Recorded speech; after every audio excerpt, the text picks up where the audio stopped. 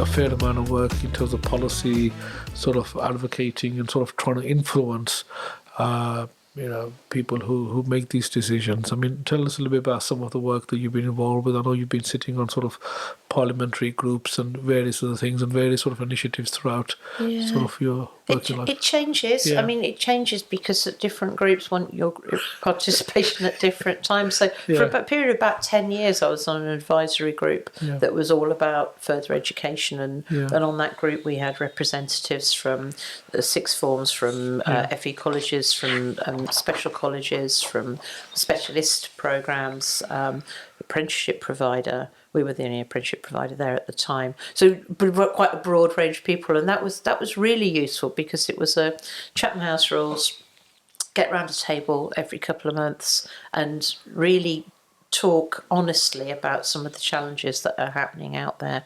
And the people from Holex were there as well. So, it was very broad. It was very broad, and I think it was a very useful methodology, but unfortunately that went away.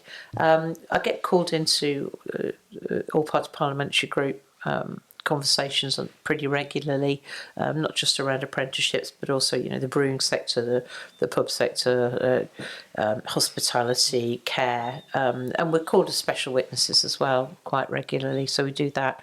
I'm also part of a advisory group that works alongside Ofsted. So I feed into that too.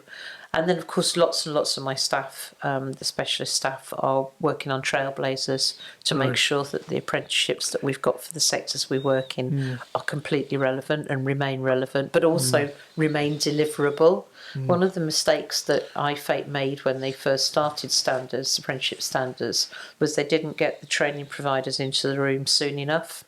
And so some of the apprenticeships that they developed weren't really viable, they weren't deliverable, or they couldn't be endpoint assessed properly because the assessment criteria that they'd put in place were just too complex.